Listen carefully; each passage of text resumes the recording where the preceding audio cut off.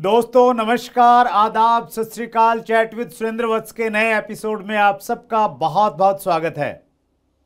अगर आपने अब तक चैनल को सब्सक्राइब नहीं किया है तो आपको कैसे मालूम चलेगा कि आने वाले समय में कौन कौन दिग्गज लीडर्स आपके सामने उपस्थित होने वाले हैं। और हमेशा हम आपसे एक अनुरोध करते हैं कि आप जिन लोगों से मिलना चाहते हैं उनके नाम नीचे कमेंट्स में ज़रूर लिखिए ताकि हम उनको आमंत्रित करें। और एक ऐसा ही नाम आपके सामने उपस्थित है जिसको आपने रिकमेंड किया। डायरेक्ट सेलिंग इंडस्ट्री में पिछले 15 सालों से काम कर रहे हैं और मुंबई से हमारे बीच में है मनोज मिश्रा जी। मिश्रा जी, बहुत बहुत स्वागत है चैट विद सुरेंद्र वत्स में। नमस्कार sir, thank you so much. आपने मुझे यहाँ पर बुलाया उसके लिए बहुत बहुत धन्यवाद।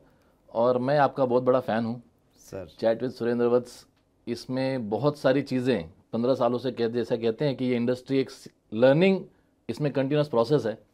पिछले 15 सालों से मैं जो सीख रहा हूँ, अभी भी मुझे लगता है बहुत कुछ सीख रहा हूँ, लेकिन हर बार आपके चैट्स के माध्यम से बहुत कुछ मुझे सीखने मिलता है। तो बहुत आपने ये जो शुरुआत किया उसके लिए बहुत बहुत धन्यवाद आपको सर, कि आपने एक बहुत बड़ा पहल उठाई है इस डायरेक्ट सेलिंग इंडस्ट्री के अंदर में। Thank you so much Mishra sir. ये आप लोगों की वजह से ये प्रयास सफल हो पाया है।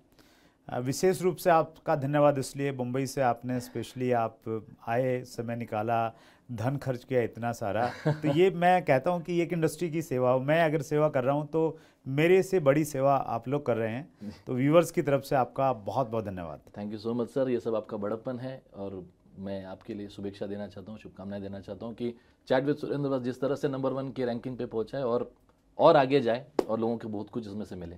Thank you so much sir. पहला प्रश्न, मनोज मिश्रा जी की जिंदगी का अब तक का सफर जी, और उस सफर से सीखे गए सबक।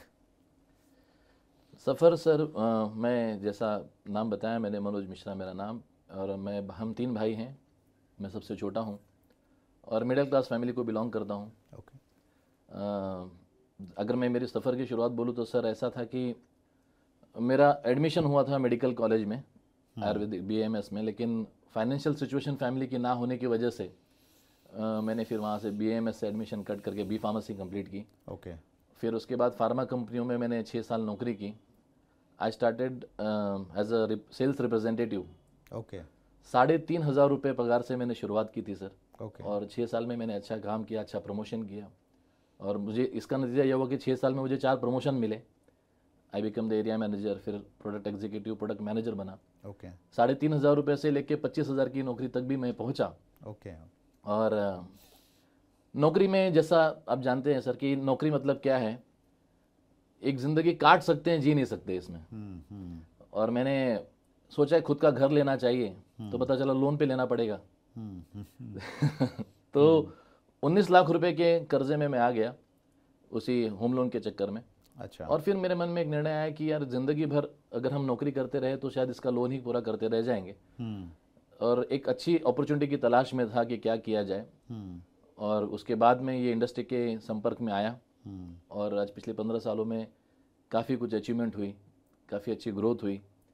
और सबसे बड़ी बात यह है कि सर, मैं जितने भी लोग यहाँ पे मैं नौकरी करता था, तो इसके लिए उन लोगों की मैं एक बात कह सकता हूँ कि नौकरी करने के अंदर में नौकरी तो करनी चाहिए शुरुआत में, लेकिन ज़िंदगी भर नौकरी नहीं करनी चाहिए। ओके। अपने लाइफ के अंदर में अगर बड़ा कुछ अचीवमेंट करना चाहते हैं, कुछ बड़ा कर दिखाना चाहते हैं, तो जॉब मेंटलिटी से निकल कर बिजनेस मेंटलिटी में आना बहुत ज़रूरी है। और यही चीज़ मैं कहना चाहता हूँ, मेरी ज़िंदगी के अंदर मुझे यही सबक मिला। जो थोड़े समय मैंने जॉब की, जॉब करने के बाद में इस इंडस्ट्री के अंदर में जब मैं आया, तो इस इंडस्ट्री की ह्यूज पोटेंशियल मुझे दिखाई दी। और सबक अगर आप मुझसे पूछे तो यही कहना चाहता हूँ कि अगर कोई व्यक्ति अपने लाइफ के अंदर में ऊंचाइयों को हासिल करना चाहता है, ज़िंदगी में बड़ा कुछ करना चाहता है, फिर से एक अपनी लाइफ के अंदर में वो अचीवमेंट नहीं कर पाया और लाइफ में बड़ा कुछ अचीवमेंट करना चाहता है जहाँ उसके परिवार को उस पर प्राउड हो, तो मुझे लगता है कि इससे बेहतर इंडस्ट्री और कोई नहीं हो सकती, और ये उसको सिलेक्शन जरूर करना चाहिए। That's great sir. जैसा आपने बताया 15 साल से आप डायरेक्ट सेलिंग इंडस्ट्री में हैं, तो 15 साल तो आपने देखे इंडस्ट्री को। Right sir. अगले 15 साल में आप डायरेक्ट सेलिंग इंडस्ट्री को कहाँ देखते हैं? सर बहुत बड़ी अपॉर्चुनिटी है। अभी भी मैं कहना चाहता हूँ कि हमने इंडिया के अंदर में डायरेक्ट सेलिंग इंडस्ट्री ने नाखून भी नहीं रखा है। ओके। क्योंकि अगर हम वर्ल्ड वाइड टर्नओवर देखें डायरेक्ट सेलिंग इंडस्ट्री का, 2020 का मैं सर्वे कहता हूँ आपसे, नियर अबाउट $180 बिलियन। हाँ, 180 बिलियन डॉलर की इंडस्ट्री है वर्ल्ड वाइड। उसके अंदर में इंडिया हार्डली 14-15 हज़ार करोड़ कर पा रहा है सर। 3,000 मिलियन डॉलर के आसपास है शायद। बिल्कुल सर। 180 मिलियन डॉलर को हमारे दर्शकों को थोड़ा बता दूं तो नियर अबाउट समझिए 14-15 लाख करोड़ की इंडस्ट्री है। उस इंडस्ट्री के कंपैरिजन में इंडिया सिर्फ 14-15 हज़ार करोड़ यानी हार्डली 1% भी नहीं कंट्रीब्यूट कर पा रहा है। और जो हिसाब से देखा जाए आने वाले समय को सर, तो जैसा फिक्की और केपीएमजी की रिपोर्ट कह रही है कि 64,500 करोड़ का टर्नओवर क्रॉस करेंगे 2025 तक। राइट। आने वाले समय के अंदर में बहुत बड़ी स्कोप है इसकी इंडिया के अंदर में। यूएस जिसकी पॉपुलेशन 32 करोड़ है, 32 करोड़ की पॉपुलेशन में 2-2.25 लाख करोड़ का वो टर्नओवर कर रहे हैं। अब तो हमने सर अभी नाखून भी नहीं रखा, मैं ऐसा कह सकता हूँ। और बहुत बड़ा स्कोप है, बहुत बड़ी अपॉर्चुनिटी है, और लोगों के लिए सर इससे अच्छा मौका और कुछ नहीं हो सकता लाइफ के अंदर में। That's great. लेकिन बस इशू ये है सर कि अपॉर्चुनिटी बहुत अच्छी है, और जहाँ पे स्कोप होता है ना, वहाँ पे बहुत सारी कंपनियाँ आती हैं जी। और जब कंपनियाँ आती हैं तो उसमें से अच्छी भी रहती हैं, बुरी भी रहती हैं। और हमारे देश की तो जनसंख्या इतनी ज़्यादा है, लोगों में थोड़ा सा शिक्षा का अभाव है जी। तो गलत चीज़ें भी पनपने लगती हैं, बढ़ने लगती हैं जी। तो चूँकि आपका एक अच्छा तजुर्बा है डायरेक्ट सेलिंग का, जी सर, तो अगर कोई direct seller truly direct selling करना चाहता है, लॉन्ग टाइम विजन के साथ में करना चाहता है, क्या उसको ध्यान रखना चाहिए कंपनी को चुनने के लिए? देखिए मैं इसमें एक ही चीज़ कहना चाहता हूँ सर कि कोई भी डायरेक्ट व्यक्ति जो अपने डायरेक्ट सेलिंग को एज अ प्रोफेशन लेके काम करना चाहता है, उसको 5 P का ध्यान देना चाहिए। राइट। पहली P है प्रमोटर, कि इसको शुरुआत किसने किया, उसका बैकग्राउंड क्या है। राइट। दूसरी P है प्रोफाइल, इस कंपनी की प्रोफाइल क्या है। राइट। तीसरा P है प्रोडक्ट्स, कि इसके प्रोडक्ट्स कैसे हैं। राइट। मतलब प्रोडक्ट की क्वालिटी कैसी है, मार्केट प्राइस के कंपैरिजन में है या नहीं है। ओके। प्रोफाइल के अंदर में हम एक चीज़ और ऐड कर सकते हैं सर कि जो इंडियन डायरेक्ट सेलिंग गाइडलाइन जो बनी है उसके अनुसार ये वो सारे सिस्टम्स को फॉलो कर रही है या नहीं कर रही है। और प्रोडक्ट के बारे में जैसे मैं आपसे बात कर रहा था कि प्रोडक्ट्स उसके जो हैं वो क्वालिटी के होने चाहिए, रिजल्ट ओरिएंटेड होने चाहिए। राइट। और वो यूनिक प्रोडक्ट्स हो। ओके। चौथी P है प्लान, कि इनका जो प्लान हो वो इस तरीके से डिज़ाइन किया हुआ हो, मतलब कुछ भी प्लान ना हो सर। जैसे आप जानते हैं कि मार्केट में बहुत सारे प्लान घूमते रहते हैं। राइट। राइट है, तो प्लान को भी प्रॉपरली स्टडी करना चाहिए। और 5वां P है पे आउट, राइट। कि ये कंपनी प्रॉपर पे आउट दे रही है, नहीं दे रही है, शुरुआत में दे रही है, बाद में नहीं दे रही है, तो ये सबको मिलना चाहिए। सबको मिलना आरंभ में जो लोग हैं उनको भी मिले, सीनियर लेवल पे उनको भी, मतलब सबको पैसा का डिस्ट्रीब्यूशन ठीक ठाक होना चाहिए, इक्वली होना चाहिए। At the same time over पे आउट दे रही है अगर कोई कंपनी, यस यस यस, तो फिर वो सोच समझ के फैसला करना चाहिए। That's great.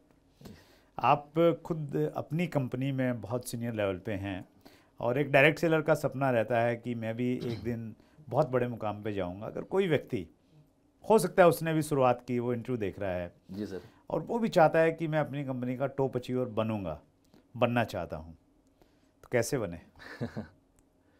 सर ये तो बहुत बड़ा प्रश्न है। अचीवर तो कोई भी बन सकता है सर। सबसे पहले मुझे एक ऐसी बात लगती है कि एक आदमी की सोच होनी चाहिए कि मुझे टॉप अचीवर बनना है। राइट। मेरे पहला ओपिनियन तो ये होगा कि आदमी की जो सोच है, सबसे पहले थॉट्स ही आने चाहिए। उसे टॉप अचीवर बनना है तो वो टॉप अचीवर बनने को लेकर वो पहले उसको विचार करे। दूसरा मैं ऐसा कहना चाहूँगा कि अगर वो बहुत अच्छा इनकम करना चाहता है, एक अच्छे लेवल पे जाना चाहता है, तो 4 पिलर्स पे वो काम करना चाहिए। ओके। 4 पिलर में जो सबसे पहली पिलर होती है उसको कहते हैं नॉलेज। ठीक है। अगर उसको आगे बढ़ना है तो अपने आप को अपग्रेड करना बहुत ज़रूरी है सर। ओके। इंडस्ट्री के बारे में, कंपनी के बारे में, प्रोडक्ट्स के बारे में उसे इन्फॉर्मेशन यानी नॉलेज पूरी लेनी ज़रूरी है। ग्रेट। दूसरा पिलर है कम्युनिकेशन। अच्छा। हमारे इस इंडस्ट्री के अंदर में बहुत इंपॉर्टेंट है कम्युनिकेशन, क्योंकि क्या बात करनी है और क्या बात नहीं करनी है, कहाँ बात करनी है, कहाँ बात नहीं करनी है, कितनी बात करनी है, कितनी नहीं करनी है ना। तो कम्युनिकेशन बहुत अपना एक इम्पॉर्टेंट पिलर है इसके अंदर। तीसरा पिलर है डुप्लीकेशन। अच्छा। ओके। इस इंडस्ट्री के अंदर में ग्रोथ करनी है, टॉप पे जाना है, तो अकेले दौड़ने के साथ साथ में बहुत इंपॉर्टेंट है कि आप अपने साथ कितने लोगों को डुप्लीकेशन में लेकर आ पा रहे हैं। अपवर्ड डुप्लीकेशन हो या डाउनवर्ड डुप्लीकेशन हो, तो किस तरह से अपनी टीम के अंदर में आप डुप्लीकेशन पे वर्क करते हैं। और चौथा सबसे इंपॉर्टेंट है एक्शन। सब बातें सोचते रह जाएंगे लेकिन एक्शन ही नहीं लिया तो कुछ नहीं होने वाला सर। तो मुझे ऐसा लगता है कि अगर टॉप पे जाना है तो ये 4 पिलर्स पे फोकस करना जरूरी है sir. Knowledge, knowledge, communication, right, duplication and action. That's wonderful, बहुत बढ़िया। जी सर। मतलब इतने सरल शब्दों में इतने कम समय में जी टॉप पे जाने का आपने बेहतरीन फार्मूला दे दिया, बशर्ते कि कोई व्यक्ति इसको इम्प्लीमेंट करे अपनी ज़िंदगी में। जी sir. That's great sir, superb. बहुत सारे क्वेश्चंस हैं सर, कुछ क्वेश्चंस मैं व्यूअर्स के लेना चाहता हूँ। जी सर। इल्तिजा हुसैन का प्रश्न है, जी, नेटवर्क मार्केटिंग में जल्दी से सफल होने के लिए क्या करना चाहिए? लोगों को बहुत जल्दी रहती है कि यार फटाफट पहुंच जाऊं। ये प्रश्न मैंने भी कमेंट में पढ़ा था। और जब लोग ऐसा सवाल पूछते हैं कि जल्दी से सफल होने के लिए क्या करें, तो इसकी कोई गोली तो आती नहीं। और मुझे ऐसे समय पर एक सेंटेंस याद आती है जो सोइचिरो होंडा सर ने कहा थी, होंडा कंपनी के मालिक ने कहा था कि there is no shortcut to hard work. Okay wonderful.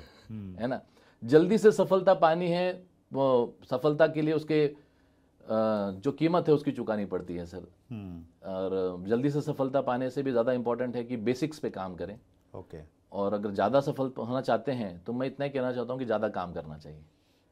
जितना ज़्यादा वो काम करें उतनी जल्दी वो सफलता को हासिल कर सकते हैं। आप समय कितना इसमें देते हैं, आप कितना टाइम इसमें इन्वेस्ट करते हैं, आपकी कंसिस्टेंसी कितनी है। ट्रू। और इसमें 3 चीज़ें मैं कहना चाहूँगा सर, 3 चीज़ों पे स्पेशल फोकस करना चाहिए अगर फास्ट ग्रोथ करनी है तो, जिसमें नंबर 1 है फील्ड वर्क।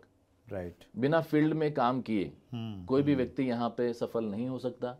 उसको कठोर परिश्रम करना पड़ेगा, लोगों को मिलना पड़ेगा और उसको मार्केट की थपेड़ियों से भी लड़ना पड़ेगा।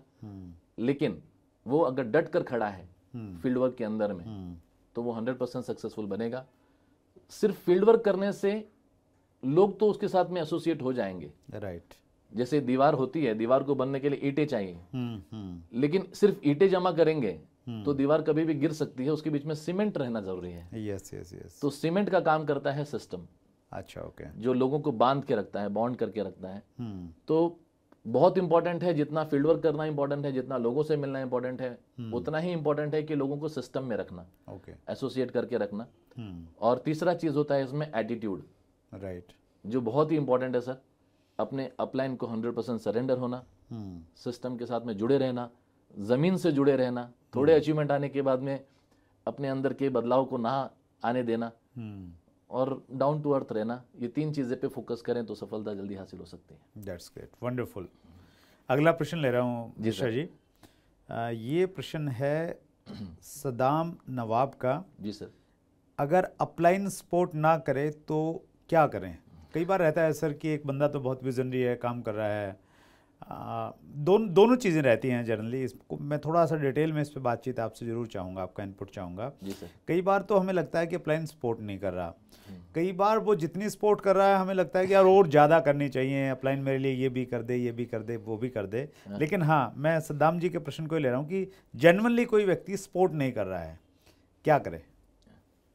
सर इसमें मैं एक ही चीज़ कहना चाहूँगा जो अक्सर मैं लोगों से कहा करता हूँ कि माँ बाप की कीमत उसको पूछिए जो अनाथ है। अपलाइन सपोर्ट कर रहा है या नहीं कर रहा है, अपलाइन है तो सही। और उसने आपको एक बिजनेस दिया, एक अपॉर्चुनिटी दी। राइट। यही एक बहुत बड़ी बात हो जाती है। बाकी मुझे इसमें और एक चीज़ कहना चाहता हूँ सर कि जिस व्यक्ति को सफल होना है उस व्यक्ति को अपने अपलाइन और स्पॉन्सर में फ़र्क है सर। राइट। किसी ने आपको स्पॉन्सर कर दिया वो आपका अपलाइन नहीं है। हो सकता है स्पॉन्सर काम ना करे, लेकिन अपलाइन वो होता है जिसकी तरह व्यक्ति बनना चाहता है, जिसको वो फॉलो करता है।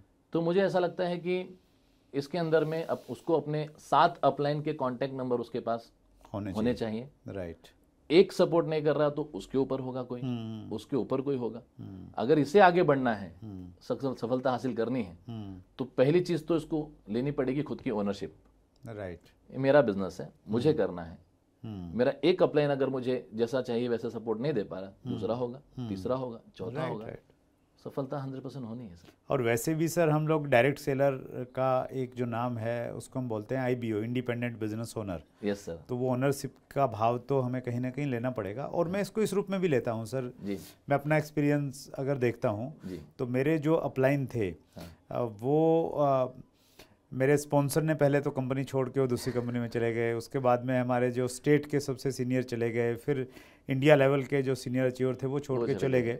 तो उन सबको मैंने एक अपॉर्चुनिटी के रूप में देखा और मैंने उसको इस रूप में लिया कि यार ऊपर वाला मेरी ना प्रमोशन कर रहा है, घर बैठे बैठे प्रमोशन कर रहा है। तो अगर किन्हीं के साथ में ऐसी चीज़ें हैं तो मैं स्पेशली सद्दाम जी को कहना चाहता हूँ कि अगर आपके अपलाइन आपको सपोर्ट नहीं कर रही हैं या वो छोड़ के चले गए हैं तो आप मान के चलिए कि आपके ऊपर वाला जिम्मेवारी दे रहा है आपको और आप और बेहतर काम कर सकते हैं। बिल्कुल बिल्कुल, एब्सोल्युटली सर, ओनरशिप लिए बिना तो कुछ भी नहीं होगा। That's great sir.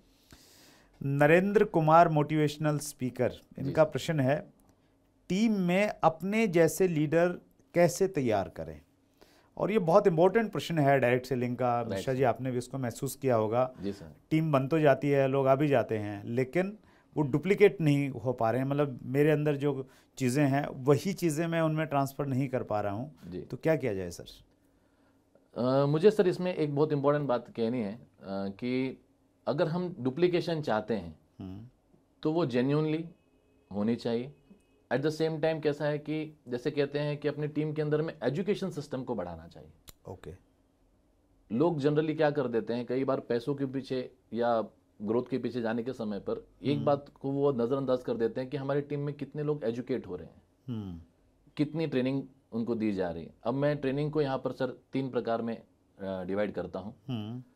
एक ट्रेनिंग होती है जिसको हम कहते हैं नॉलेज बेस्ड ट्रेनिंग, राइट, जहाँ पर नॉलेज दिया जाता है, उस बारे में बात की जाती है, प्रोडक्ट के बारे में या कंपनी के बारे में, सिस्टम के बारे में, जो भी है नॉलेज दिया जाता है। तो नॉलेज बेस्ड एक ट्रेनिंग होती है। एक ट्रेनिंग होती है एटीट्यूड बेस्ड, ओके, जहाँ पर वो ज़्यादा नॉलेज की बातें नहीं होंगी लेकिन मोटिवेशन ज़्यादा होगा। एक एटीट्यूड बनाया जाएगा जहाँ पर व्यक्ति इस इंडस्ट्री को लेकर सीरियसली काम करने को लेकर मानसिकता उसकी तैयार की जाएगी। Right right. और तीसरी, जैसा सर ने प्रश्न पूछा कि किस तरह से हम डुप्लीकेशन को तैयार करें, तो मैं बोलना चाहता हूँ इसमें तीसरी जो प्रकार की ट्रेनिंग है वो काफ़ी महत्वपूर्ण रोल प्ले करती है। उसका नाम है स्किल बेस्ड ट्रेनिंग। राइट। जहाँ पर 1-to-1 उसमें वर्कशॉप्स लगते हैं सर, कि जैसे आप अपने लोगों को तैयार करना चाहते हो तो तैयारी कहाँ होगी। 1-to-1 वर्कशॉप्स किए जाएंगे, सामने बिठाया जाएगा, बात की जाएगी कि आप, मैं आपका प्रोस्पेक्ट हूँ, आप मुझे प्रेजेंटेशन दीजिए, आप मुझे इनवाइट करिए, आप मुझे कॉल करिए। वहां पर वो बैट लेकर वो किताबें पढ़ने से नहीं होगा, वो तो फील्ड में उतरना पड़ेगा।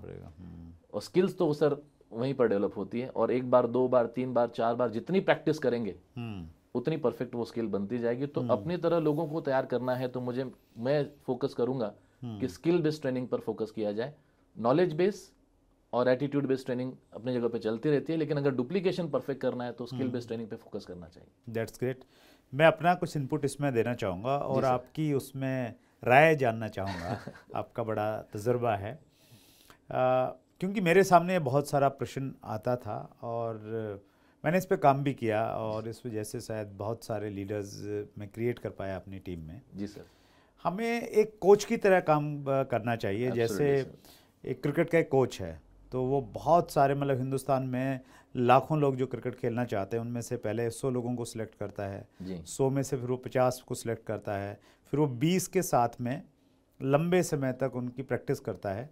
और वो क्या करता है, उनकी हर चीज़ को वो ऑब्जर्व करता है, उनको नोट करता रहता है और नोट करने के बाद में फिर उसको काउंसलिंग करता है, एक एक व्यक्ति को बताता है कि आपकी ये स्ट्रेंथ, आपकी ये वीकनेसेस हैं। तो मुझे भी ऐसा लगता है कि हमें भी एक डायरेक्ट सेलर की, मान लेते हैं 1000 लोगों की टीम है तो 1000 लोगों को शायद कभी डुप्लीकेट नहीं कर पाएगा एक साथ में। तो वो पहले तो सिलेक्ट करे कि भाई ये 10 लोग हैं मेरे या 5 लोग हैं शुरुआत में, इन 5 लोगों को मैंने हूबहू अपने जैसा बनाना है। जी सर। तो पहले तो 5 लोग सिलेक्ट हों कि भाई ये 5 लोग हैं। फिर उनको वॉच किया जाए, मॉनिटर किया जाए उनकी हर एक्टिविटीज़, मतलब उनका सोने से लेके और उठने तक, मतलब उठने से सोने तक के बीच का शेड्यूल क्या है, वो कैसे बातचीत करते हैं, उन सारी चीज़ों को अगर मॉनिटर किया जाए तो मुझे लगता है धीरे धीरे उनमें बदलाव आएगा। और वो 5 अगर सफल हो सकते हैं, 5 अगर उस लाइन में जा सकते हैं तो फिर दूसरे लोगों को भी उस लाइन में लाया जा सकता है। किस प्रकार से काम किया जा सकता है सर? या बिल्कुल सही बोला सर आपने। और यहाँ पर जो सिलेक्शन पैटर्न की आपने बात की वो बहुत ही मेन इंपॉर्टेंट पॉइंट है, स्पेशली डुप्लीकेशन के अंदर में, क्योंकि हम उसको आगे तो बढ़ाना चाहते हैं लेकिन वही नहीं बढ़ना चाहता तो हम कैसे बढ़ा पाएंगे। यस, उसका कमिटमेंट भी हम लोग चेक करें और उसको बता भी सकते हैं हम लोग कि भाई मैंने अपनी पूरी टीम में से 5 लोगों को छांटा है और उसमें से मैं आपको एक रखना चाहता हूं, लेकिन मेरी कुछ आपसे उम्मीदें हैं कि भाई आप ऐसा ऐसा करेंगे और आप तैयार हैं तो आपका वेलकम है इस क्लब में।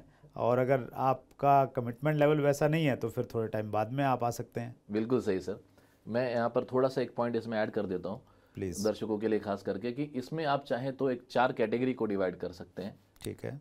ए category, B category, C category and D category. Right. मतलब जो डिस्ट्रीब्यूटर्स आपके साथ में एसोसिएटेड है, इसमें से डी कैटेगरी का कौन है? डी यानी डेंजर कैटेगरी। अच्छा, ओके। मतलब ये ऐसा व्यक्ति है जो बिजनेस के अंदर में आ तो गया है, काम कुछ नहीं कर रहा, सिर्फ पैसे मांग रहा है कि मेरा चेक कब बनेगा। तो ये डेंजर कैटेगरी है। ठीक है। सी कैटेगरी का वो है जो ट्राई मारने के लिए आया है। अच्छा। इन्होंने शुरुआत की, 2-4 लोगों से बोला, रिस्पॉन्स कुछ आया, तो अभी ये भाई गिव अप करके बैठे हुए हैं। बी कैटेगरी के वो है जिसको मैं बोलता हूँ धक्का गाड़ी है।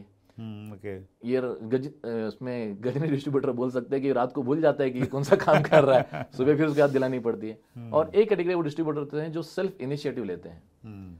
खुद से वो आपको फोन करके पूछेंगे सर सेमिनार कहाँ है, सर मीटिंग कब है, सर मुझे ये टारगेट पे काम करना है, मुझे अचीवमेंट करनी है, मुझे ग्रोथ करनी है, ये बात करेगा।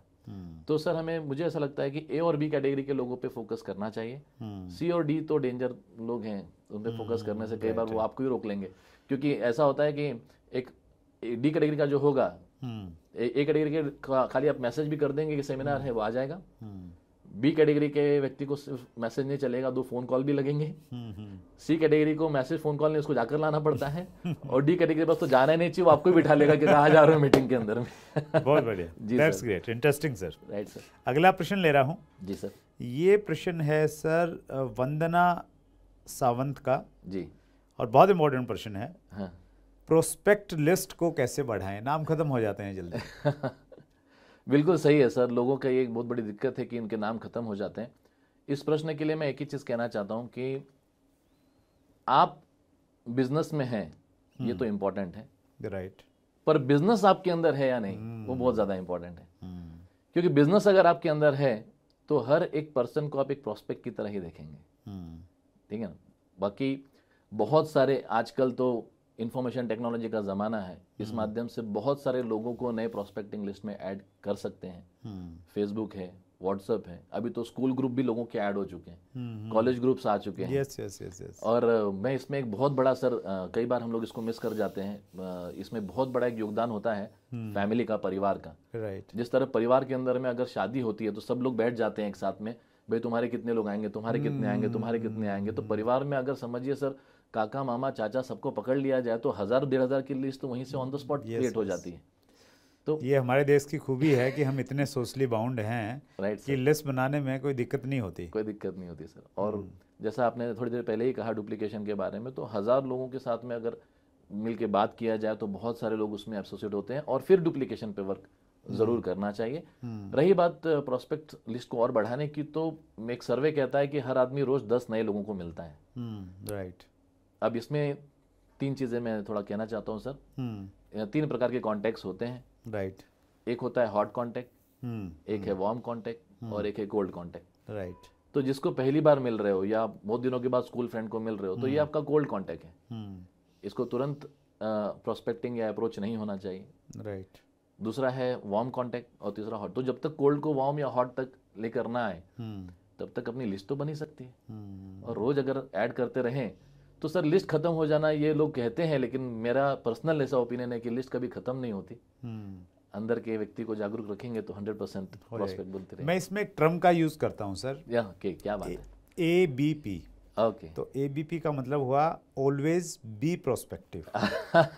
बहुत हमेशा अगर आपके दिमाग में ये चलता रहेगा ना कि भाई सामने वाले व्यक्ति की मैंने प्रोस्पेक्टिंग करनी है जी, उससे दोस्ती बनानी है जी, अपना नंबर उसको देना है, उसका नंबर लेना है, तो फिर जैसा आपने बताया ना कि सर्वे भी कहता है कि 10 लोग मिलते हैं जी, तो फिर हर व्यक्ति को आप उस नज़रिए से एक्चुअली देखना स्टार्ट कर देंगे। तो ये एक ABP अगर ध्यान करेंगे हमेशा ऑलवेज बी प्रोस्पेक्टिव, तो मुझे लग रहा है हमारे देश की खूबी यही तो है सर कि 140 करोड़ लोग हैं। बिल्कुल सही है। और जानकार लोग ये बता रहे हैं कि 150 करोड़ से पहले तुम रुकने वाले हैं नहीं। तो इतना तो तय है होना। सर्वे भी कह रहा है सर रोज 1 लाख बच्चे पैदा हो रहे हैं। हाँ हाँ। तो उसको हम लोग एक एक अपॉर्चुनिटी मान के हम लोग काम कर सकते हैं। Absolutely sir. That's great. अंतिम प्रश्न ले रहा हूँ सर। जी सर। और ये प्रश्न बहुत इम्पोर्टेंट प्रश्न मैं मानता हूँ और हम सब लोगों को इसके बारे में सोचना चाहिए। जी सर। टीम चैंपियन GN मथोरिया ने लिखा है, नेटवर्क मार्केटिंग में अधिकतर लोग असफल क्यों होते हैं? सफलता का रेशियो कम क्यों है? बहुत ही इंपॉर्टेंट प्रश्न पूछा है इन्होंने। और सर किसी भी फील्ड में सफलता और असफलता साथ में ही चलती है। मार्केट का रेशियो भी ऐसा कहता है कि 20% people will give the 80% business. Right. Corporate sectors में भी, मैंने कॉर्पोरेट सेक्टर में भी 6 साल काम किया है, वहाँ पर भी मैंने ये देखा कि 20% लोग काम करते हैं और कुछ कमेंट कर पाना सही नहीं है। yes. तो मैं इतना ही कहना चाहता हूँ सर कि सफलता असफलता, सफल असफल लोग तो साथ में ही चलते रहेंगे, पर एक सबसे बड़ी चीज़ जो इसमें लोग मिस करते हैं असफल होने के पीछे, क्योंकि लोग यहाँ पर शॉर्टकट बहुत ढूंढते हैं सर। लोगों को बस रातों रात अमीर बन जाना। हाँ, किसी की गाड़ी देखी, किसी की कहानी सुनी और लगा कि भाई मैंने भी ऐसा करना और ऐसे ही चुटकी बजा के हो जाना है। सर एक डॉक्टर बनना है, 4-4.5 साल का कोर्स करना पड़ता है आफ्टर 10+2 के पास में। एक इंजीनियर बननी है तो 4 इयर्स का कोर्स करना पड़ता है। मैंने फार्मेसी किया, 12th के बाद में 4 साल का मैंने कोर्स किया। तो CA करना है, लॉयर बनना है, किसी भी प्रोफेशन के अंदर में अगर हमें जाना है तो सबसे पहले तो उस प्रोफेशन को सेलेक्ट करना है। फिर उस प्रोफेशन के अंदर में 3-4-5 साल देने के बाद में उस प्रोफेशन की समझ आती है। उसके बाद एक्सपीरियंस किसी व्यक्ति के साथ में काम करके थोड़ा लोग अनुभव लेते हैं, फिर थोड़ा कमाना शुरुआत करते हैं। अपनी इंडस्ट्री की सबसे खास बात यह है कि सीखने का ही पैसा देती है। राइट। स्टाइफंड अच्छा मिलता है। जी। तो यहाँ पर मैं इतना ही कहना चाहता हूँ कि सफल होने के लिए सबसे पहले जो जरूरी चीज है वो है मेंटली स्ट्रांग होना। एक फर्म डिसीजन लेना कि मुझे यहाँ पर रहना है, मुझे काम करना है, और मैं इस इंडस्ट्री को 5 दिन के लिए, 5 हफ्ते के लिए, 5 घंटे के लिए, 5 साल के लिए नहीं कर रहा हूँ। मैं इस इंडस्ट्री को lifetime as a career लेकर मैं इसमें उतरा हूँ। इसके उतार चढ़ाव को समझना, और जब मेंटली व्यक्ति स्ट्रांग होता है ना सर, तो वो 100% अपना, उसको पता है कि मुझे इतने साल जाना है। किसी भी, हम अगर किसी भी बड़े व्यक्ति का नाम ले लें, आज वो हर व्यक्ति अपने लाइफ के अंदर में जिस भी मुकाम पर है उसके पहले 5 साल देख लीजिए आप, उसके पहले 5 साल हमेशा स्ट्रगल किया रहे, वो किसी भी इंडस्ट्री का हो। Right sir. तो यहाँ पर मुझे ऐसा लगता है कि सफलता पानी है तो सबसे पहले एक मेंटली स्ट्रांग होना बहुत जरूरी है। दूसरा, एजुकेशन लेना बहुत जरूरी है। अपने आप को हमेशा अपग्रेड करना बहुत जरूरी है। और असफल लोग वही होते हैं जो शॉर्टकट में पैसा कमाने की कोशिश करते हैं, सीखना नहीं चाहते, सेमिनार में नहीं आना चाहते, लीडर की बातों को फॉलो नहीं करना चाहते। बस उनको ये लगता है बस वो जादू की छड़ी है, घुमा दो सब हो जाए। तो सर ऐसे नहीं होगा। एक स्ट्रांग मेंटेलिटी के साथ में अगर काम करें तो मुझे ऐसा लगता है कि हर एक व्यक्ति यहाँ पर सफल हो सकता है, क्योंकि ABCD इसकी यही कहती है कि anybody can do MLM। Great. तो इसको हम यूँ सोचें कि जो इनका प्रश्न है कि भाई अधिकतर लोग असफल क्यों होते हैं, तो वो बहुत एक अनरियलिस्टिक टाइम फ्रेम लेके आते हैं। जी सर। इसलिए वो असफल हो रहे हैं, और सफलता का रेशियो कम भी शायद इसीलिए है कि लोग सीरियस हैं। अगर हम लोग ये देखें ना कि भाई कितने लोग सीरियस हैं और उन सीरियस लोगों में से देखें कितने सफल हुए हैं, तो मुझे लगता है हमारी इंडस्ट्री का रेशियो बहुत अच्छा आने वाला है। बिल्कुल सही है सर, क्योंकि ये इंडस्ट्री किसी को फेल करती ही नहीं। यहाँ पर या तो आदमी पास होता है या तो आदमी छोड़ देता है। Okay, right. फेलियर यहाँ पर ऑप्शन ही नहीं है। हाँ, अगर वो टिका रहेगा, और बशर्ते कि वो सही कंपनी में है, अच्छी कंपनी के साथ में वो टिका रहेगा, तो फिर डेफिनेटली वो कुछ ना कुछ अचीव तो करेगा ही करेगा। बिल्कुल सही है sir. That's great Mishra ji, बहुत सारा एक्सपीरियंस है आपके पास में, और वो एक्सपीरियंस आपकी बातचीत से, आपके उत्तरों के माध्यम से हम सब लोगों को मिला। सर एक छोटी सी कोशिश है इस इंडस्ट्री को समझने की। मुझे तो आज भी लगता है कि 15 सालों से मैं इस इंडस्ट्री में काम कर रहा हूँ, तो मैंने अभी तक सिर्फ एक छोटा सा 1 कप लिया है पानी का, इतना मैं समझता हूँ। लेकिन कुछ ऐसे लोग भी होते हैं जो एक मीटिंग अटेंड करके बोलते हैं मुझे तो सब पता है। ये आपकी विनम्रता है मिश्रा जी, आपका लेवल क्या है वो मैं जानता हूँ, आपकी अचीवमेंट्स, आपका लाइफस्टाइल से मैं भली भांति परिचित हूँ, और उसके बावजूद आप कह रहे हैं कि आपने कुछ भी नहीं सीखा है।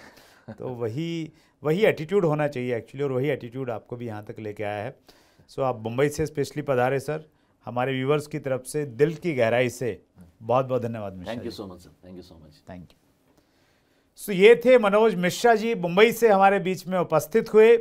अगले मंगलवार को रात्रि 8 बजे एक और बड़ी शख्सियत से मुलाकात होगी। अगर आपने अब तक चैनल को सब्सक्राइब नहीं किया है तो जल्दी से सब्सक्राइब कीजिए, बेल आइकन दबा दीजिए, ताकि आपको जानकारी मिलती रहे कि कौन कौन लोग आने वाले हैं आपके बीच में आपके प्रश्नों के जवाब देने के लिए। अपना ख्याल रखिएगा। बहुत बहुत धन्यवाद। अगर आपने अभी तक chat with Surendra Vats channel को सब्सक्राइब नहीं किया है तो अभी सब्सक्राइब करें और बेल आइकन दबाना ना भूलें, जिससे आपको आने वाली सभी वीडियोस की अपडेट सबसे पहले मिले और हमारी किसी वीडियो को मिस ना करें। वीडियो को ज्यादा से ज्यादा शेयर और लाइक करके अपना प्यार जरूर दें।